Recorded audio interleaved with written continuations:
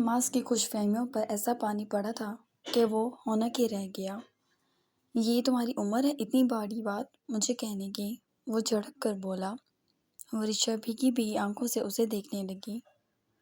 تم کہو گی مجھے کہ تم نے میرے ساتھ نہیں رہنا؟ مطلب ریلی؟ وہ طنزیہ ہنسا۔ یہ بات تم ڈیسائیڈ کرو گی۔ پوری طرح تمہارا قد ماس حسن جتنا بھی نہیں، اور تم اتنی بڑی بات کہو گی۔ وہ کافی زیادہ بھڑک اٹھا تھا ورشا کی بات پر۔ جب آپ اور میں نہیں ایکسیپٹ کر رہے تو الگ ہونا ہی ہے۔ میں کسی پر مسلط نہیں ہونا چاہتی۔ مجھے اب اچھا نہیں لگتا۔ آپ مجھے آزاد کر دیں، میں یہاں سے چلی جاؤں گی۔ گالوں پر بہتے آنسوں کو ماس نے توجہ سے دیکھا تھا، جبکہ وہ اس کی سوچ کے برعکس بات کر رہی تھی۔ کھڑے کھڑے ماس کے دماغ کے جالے جھڑ گئے تھے، جبکہ ورشا کو رونا آ رہا تھا، بہت زیادہ۔ ماس نے اچانک ہی اسے بینچ پر پھینک دیا۔ ورشا کانپ سی گئی اور ماس اس پر جھکا۔ اس کی خوفزدہ آنکھوں میں دیکھا۔ مس ورشا، تمہارے نام کے آگے ماس کا نام ہے، اور میں تم سے بڑا ہوں، تو بہتر ہوگا کہ ہر فیصلے کی ذمہ داری کو مجھ پر چھوڑ دو۔ پہلے مجھے لگتا تھا کہ تم ایک چھوٹی سی بے وقوف لڑکی ہو، مگر نہیں، تمہاری آج کی گفتگو نے ثابت کر دیا کہ تمہارے اس بھیجے میں بہت کچھ ہے، تو تمہیں جلد میرے کمرے میں ہونا چاہیے۔ وہ بولا۔ ورشا نفی میں سر ہلانے لگی۔ شٹ اپ، مجھے کسی قسم کا کوئی رسپانس نہیں چاہیے۔ خبردار، جو تم نے گھر میں کسی بھی شخص سے اپنے ان خیالات کا اظہار کیا، مجھ سے برا کوئی نہیں ہوگا۔ وہ انگلی اٹھا کر بولا۔ ورشا سر جھکا گئی۔ آپ کیوں کر رہے ہیں ایسا؟ ماس ابھی اس کی جانب دیکھ ہی رہا تھا کہ اس کی جانب سے مزید سوال اٹھا۔ دلچسپ لگ رہا ہے یہ موضوع اب مجھے، اور یقین مانو جو سبجیکٹ دلچسپ لگتا ہے میں اس کی گہرائیوں میں جا کر کھول کر اس کا مطالعہ کرتا ہوں۔ اس کے کان کے نزدیک جھک کر وہ بولا۔ ورشا کی آنکھیں پھٹی کی پھٹی رہ گئیں، جبکہ ماس مسکرایا۔ یہ حقیقت تھی، اس سے بات کر کے تو الگ کی سوچ بدل رہی تھی۔ اس نے ورشا کی حیران ہونک نظروں کی جانب دیکھا اور شانے جھکا کر وہاں سے چلا گیا۔ ورشا البتہ اگلا سانس بمشکل ہی بحال کر سکی تھی۔ ابا جی کی طبیعت اب پہلے سے بہتر تھی، تبھی انہوں نے انعام اور فیضان سے کہا کہ وہ دارا کے گھر ان کے ساتھ چلیں۔ شاید انعام صاحب بھی یہی چاہتے تھے، بلکہ ابا جی کے ٹھیک ہونے کا انتظار کر رہے تھے۔ ابا جی، دارا کیا راضی ہو جائے گا اور بھیج دے گا نشرہ کو؟ انعام صاحب نے سوال کیا۔ مجھے علم نہیں، مگر میں بس اتنا جانتا ہوں کہ فی الحال جو وہ چاہیں گا وہی ہوگا۔ دیکھو، وہ لوگ حق پر ہیں اور ہمیں ان کی عزت کرنی چاہیے۔ جب ہم نہیں کریں گے تو شہروز بھی نہیں کرے گا۔ اور میں تھک گیا ہوں۔ اس بچی کی آہیں کتنے عرصے سے سمیٹ رہے ہیں۔ انعام، اللہ کو کیا منہ دکھائیں گے؟ ابا جی بولے تو سب بھی متفق ہوئے تھے۔ گھر کے لڑکے تو اپنے اپنے کاموں پر چلے گئے تھے، البتہ لڑکیاں اور خواتین تھیں جو سب ہی راضی تھیں، مگر بہاریں نہیں۔ ابا جی، آپ کی طبیعت خراب ہو جائے گی وہاں جا کر۔ بہاریں نے ذرا غصے سے کہا۔ ارے نہیں ہوتی بھائی، میری فکر نہ کرو، جلدی سے ناشتہ کرو، اپنی سلپ لے کر آؤ۔ سپری پاس نہیں کرنے گیا؟ وہ ہلکی آواز میں اس کے کان میں جھک کر بولے۔ بہاریں انہیں دیکھ کر ہنسنے لگی۔ ابا جی، آپ بہت چالاک ہیں، سب کو بتا دیتے ہیں اور پھر خسر پھسر کرتے ہیں۔ وہ بولی تو ابا جی کھل کر ہنسے اور اسے سینے سے لگا لیا۔ میرا بچہ، وہ پیار سے بولے، اور بہاریں نے بھی ایک گہرا سانس بھر کر ان کے گرد بازو باندھ لیے۔ وہاں سب بھی مسکرائے تھے۔ دعا کرنا بچیوں، اللہ تعالیٰ اس کام میں آسانی کرے۔ بہاریں الگ ہوئی تو ابا جی نے سب سے کہا تو سب نے سر ہلایا۔ یہ شاید اس گھر کا سب سے بڑا معاملہ تھا، تبھی سب سنجیدگی سے بولے اور ابا جی کے ساتھ انعام اور فیضان بھی چلے گئے۔ شام 6 بجے کے بعد کا وقت تھا اور یہی وقت تھا جس میں وہ دارا گھر ہوتا تھا۔ وہ جب پہنچے تو سامنا صرف نشرہ اور اس کی والدہ سے ہوا۔ نشرہ ایک دم حیران ہو گئی اور جلدی جلدی ان کی آؤ بھگت میں لگ گئی، جس پر ابا جی اور ان دونوں نے روکا اور اسے ساتھ بٹھا لیا۔ دارا نہیں تھا گھر پر کیا؟ ابا جی نے پوچھا۔ وہ شاید دیر ہو گئی آج آنے میں بھائی صاحب، ویسے تو اس وقت لوٹ آتا ہے، امی بولی اور ان لوگوں کے سامنے چائے اور دیگر لوازمات سے ٹیبل سجا دی۔ اچھا ہم لوگ تو بیٹا بس اسی کی وجہ سے اس وقت آئے تھے، ورنہ اپنی بہوؤں کو لے جانے کی جتنی جلدی ہے ہمیں اس سے زیادہ کوئی کام نہیں۔ وہ مسکرا کے بولے تو امی بھی مسکرائیں۔ آپ کی بیٹی ہے، آپ کے ساتھ ہی جائے گی، وہ بولی تو انعام صاحب کو بیٹے پر بہت افسوس ہوا۔ کتنا خوش قسمت تھا وہ کہ کتنا اچھا سسرال ملا، مگر اس کا نخرہ ختم نہیں ہو رہا تھا۔ تقریباً 1 گھنٹہ وہ لوگ نشرہ سے باتیں کرتے رہے تھے اور پورے 7 بجے دارا گھر میں داخل ہوا۔ اس نے مہمانوں کی جانب دیکھے بنا ہی صوفے پر بیگ پھینکا، فون پر کسی سے بات کر رہا تھا، جبکہ امی جلدی سے اٹھیں۔ جی سر، فائل میں نے خود چیک کی ہے، آپ بے فکر رہیں، کوئی مسئلہ نہیں آئے گا، وہ بولا تو ایک دم ان تینوں نے پلٹ کر دیکھا۔ بلیک پینٹ کوٹ میں بلیک ہی ٹائی لگائے وہ بہت ہینڈسم لگ رہا تھا۔ اس کے گھنے بال بہت ترتیب سے بنے تھے، جبکہ ناک بالکل کھڑی تھی، اور سب سے حسین اس کی آنکھیں۔ ایک مرد کی آنکھیں اتنی حسین ہو سکتی تھیں، یہ تھوڑی حیران کن بات تھی، مگر یہ حقیقت تھی کہ اس کی آنکھوں میں عجیب بات تھی۔ سامنے والے کو اپنے اثر میں آنکھوں کی جنبش سے ہی لے لیتا تھا۔ امی نے دارا کو ان لوگوں کی جانب متوجہ کرایا۔ دارا نے دیکھ لیا وہ اپنے سینئر سے بات کر رہا تھا۔ کچھ دیر بنا رکے وہ بولتا رہا اور پھر فون بند ہو گیا۔ فون بند کر کے اس نے پینٹ کی پاکٹس میں رکھا اور ان سب کو فوراً سلام کیا تھا، ورنہ اس کی ماں کا بس تو چل نہیں رہا تھا دارا ان کے قدموں میں بچھا جائے، کیونکہ دارا کی مرضی کے عین مطابق وہ لوگ گھر آ چکے تھے خود چل کر۔ سب نے سلام کا جواب دیا اور حال چال پوچھا۔ دارا نے بھری ہوئی ٹیبل کی جانب بس ایک نظر دیکھا، وہ چپ ہو کر بیٹھ گیا۔ وہ تینوں کے ساتھ ساتھ امی بھی خاموش تھیں۔ کچھ دیر کے توقف کے بعد ابا جی ہی بولے، بیٹے ہم نشرہ کو لینے آئے ہیں اور امید کرتے ہیں کہ تم نشرہ کو ہمارے ساتھ بھیج دو گے، اور میں تمہیں یقین دلاتا ہوں کہ دوبارہ ایسی بھول کبھی نہیں ہوگی۔ ابا جی بولے تو انعام اور فیضان نے بھی سر ہلایا۔ ہم تمہیں مزید شکایت کا موقع نہیں دیں گے دارا، فیضان صاحب بولے، جبکہ دارا نے سر ہلایا۔ امی کو خوشی ہوئی، چلو دماغ تو سیدھا چل رہا تھا اس کا، جبکہ نشرہ چپ چاپ سر جھکائے بیٹھی تھی۔ اور شہرز کو بھی میں سیدھا کر دوں گا، انعام صاحب بولے۔ دارا نے ان کی طرف دیکھا، یہ تو آپ کو انہیں شادی کے اگلے روز ہی سیدھا کر دینا چاہیے تھا، کیونکہ ہاسپٹل آپ ہی کو میں لے کر گیا تھا، وہ بولا تو ایک دم نشرہ نے جھٹکے سے سر اٹھایا، جبکہ اب سب بھی خفیف سے شرمندہ ہو گئے۔ اسی روز ان کو 2 تھپڑ لگا سکتے تھے۔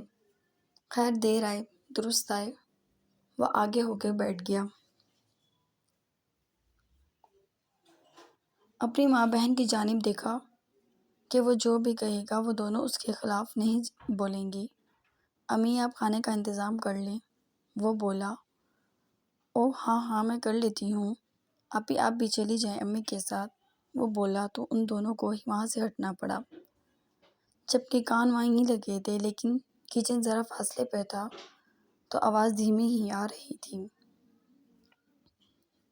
امی مجھے ڈر لگ رہا ہے، دارا یہ کیا باتیں کر رہا ہے، اگر وہ لوگ پھر سے خفا ہو گئے، نشرہ نے پریشانی سے کہا۔ کچھ نہیں ہوگا نشا، اگر اسی طرح تم تمام عمر ڈرتی رہی تو بالکل مجھ جیسی ہو جاؤ گی کہ رشتوں کو نبھانے کے لیے اپنا آپ ختم کر دینا۔ بس میری خوشی قسمتی یہ ہے کہ میرا شوہر اور بیٹا بہت اچھے ہیں، اور تم ابھی سے خود کو بہت مت گراؤ۔ وہ تمہارا بھائی ہے، دلی خواہش جانتا ہے تمہاری، تم صبر کرو، زیادہ پھیلے گا تو میں زبان کھینچ لوں گی۔ امی نے اس کا گال تھپ تھپایا تو وہ سر ہلا گئی۔ دوسری طرف وہ لوگ دارا کے بولنے کے منتظر تھے۔ دارا نے گہرا سانس بھرا اور ان تینوں کی آنکھوں میں دیکھا۔ اس کے بھنچے ہوئے دانت اور ناک پر غصہ صاف دکھائی دیا جا سکتا تھا۔ میری بہن کھلونا نہیں ہے کہ جب چاہیں گے آپ لوگ گھر سے باہر نکال دیں گے اور جب چاہیں گے گھر میں دوبارہ سے جانے کے لیے لے جائیں گے۔ احساسات اور جذبات رکھنے والا ایک وجود ہے جس کی ہر تکلیف پر مجھے تکلیف ہوتی ہے۔ آج آپ لوگ یہاں اسے لینے آئے ہیں۔ آپ کا پوتا کہاں ہے؟ یا آپ کا بیٹا اور آپ کا بھتیجا؟ جس شخص کو لینے آنا چاہیے تھا وہ موجود نہیں ہے۔ میری بہن آپ لوگوں کے ساتھ رہے گی یا اس کے ساتھ؟ شہروز کو ابھی بلا لیتے ہیں، انعام صاحب جلدی سے بولے۔ جی شاید آپ کو شہروز بھائی کے بنا نہیں آنا چاہیے تھا، وہ بولا تو انعام صاحب کال کرنے لگے۔ ویسے کوئی فائدہ نہیں ہے، اس وقت شہروز بھائی بھی آ جائیں میں تب بھی آپ کو نہیں بھیجوں گا۔ اس کی وجہ یہ ہے کہ مجھے آپ لوگوں پر ٹرسٹ نہیں ہے۔ 1% بھی کیا گارنٹی ہے کہ وہی سب کچھ میری بہن کے ساتھ دوبارہ نہیں ہوگا۔ وہ آرام سے ہاتھ سینے پہ باندھ کر ٹیک لگاتا ان لوگوں کو دیکھنے لگا۔ ہم زبان دے رہے ہیں، یہ زبان تو پہلے بھی دی تھی، اس نے نشانے اچکائے۔ تو تم کیا چاہتے ہو بیٹا، وہ بتا دو، کیونکہ نشہ ہماری بہو ہے اور ہم مزید اسے یہاں نہیں چھوڑنا چاہتے۔ اچھی بات ہے، بہت اچھی بات ہے شجاع صاحب، اور اسی وجہ سے میں نے ایک بات سوچی ہے، اور وہ یہ ہے کہ میری بہن آپ کی بہو اس وقت اس گھر میں جائے گی جب وہاں سے کوئی بھی لڑکی اس گھر کی بہو بن کر آئے گی۔ یہ فقط میری بہن کی گارنٹی ہوگی کہ آپ لوگ اسے خوش رکھیں گے۔ آپ لوگوں کا بیٹا میری بہن کے ساتھ جانوروں والا رویہ نہیں رکھے گا۔ وہ بنا جھجکتے اور بنا لحاظ کے بولا تو وہ سب ایک دم حیران رہ گئے۔ انہیں فی الحال دارا سے اس بات کی امید نہیں تھی۔ ایک دم خاموشی چھا گئی۔ امی دیکھیں کیسی باتیں کر رہا ہے۔ نشرہ کا لہجہ بھیگ گیا۔ پتہ نہیں میں اس لڑکے پر کیسے یقین کر لیتی ہوں۔ رکو تو میں جاتی ہوں۔ وہ بھی باہر نکلتی کہ ابا جی بولے، کس سے شادی کرنی ہے تمہیں؟ وہ سنجیدگی سے اسی کی جانب دیکھ رہے تھے۔ شجاع صاحب لفظوں کو درست فرمائیے ذرا۔